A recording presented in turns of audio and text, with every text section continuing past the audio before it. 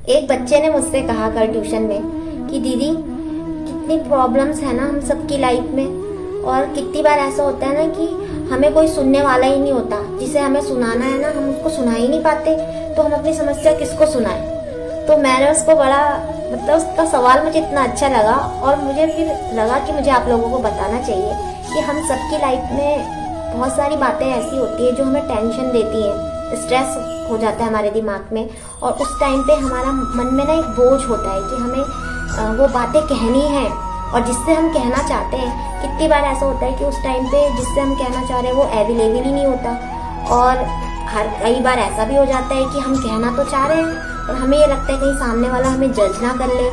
तो ये मन में फितूर चलता है और उस चक्कर में फिर टेंशन बढ़ती रहती है। तो जो मैं करती हूँ वही मैं आपको भी बता रही हूँ, और वही मैंने उसको भी बताया। मैंने कहा कि तुम अपने घर के मंदिर में बैठो, और अगर घर के मंदिर में नहीं बैठ रहे हो तो किसी मंदिर में जाओ और अपनी सारी बात प्रभु से के आगे रख दो। जिस भी भगवान को आप मानते हो उनके आगे वो सारी बातें रखो, क्योंकि भगवान ही एक ऐसे हैं जो आपकी हर एक समस्या को सुनते हैं। उस टाइम पे हमें एक ऐसा इंसान चाहिए होता है या ऐसा कोई चाहिए होता है जो केवल हमें सुने, समझे और हमें सॉल्यूशन दे। तो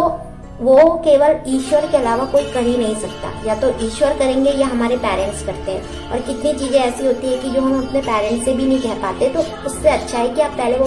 बातें अपने भगवान से बोलो, और फिर उसके बाद जब आप सारी प्रॉब्लम्स उन्हें बोल दो तो उनसे बाद में ये भी बोलो कि मुझे ये भी चाहिए कि आपने मेरी समस्या सुनी है और आप मेरी समस्याओं को दूर करोगे, तो उसके लिए मुझे एक हिंट चाहिए। अगर आपने उनसे सच्चे मन से सॉल्यूशन मांगा है अपनी प्रॉब्लम का, और सच्चे मन से उनके आगे बैठकर अपनी सारी प्रॉब्लम्स बोली हैं,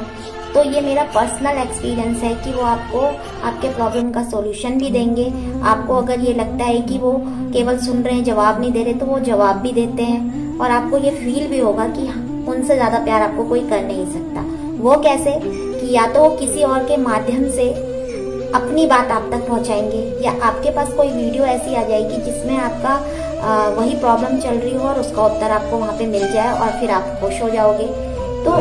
इस तरह से, या कोई विचार इस तरह का आता है, या भगवत गीता से रिलेटेड कुछ चीजें ऐसी आपको सुनने को मिल जाएंगी जिसमें आपके प्रश्नों का उत्तर होगा, तो आपको क्या लगता है कि ये रैंडम आता है? बिल्कुल नहीं। ये उस टाइम पे प्रभु को पता है कि हमारे बच्चे को हमारी जरूरत है, वो अभी अकेला फील कर रहा है, तो कैसे अपने बच्चों को वो उस प्रॉब्लम से हटाकर उन्हें मोटिवेट करके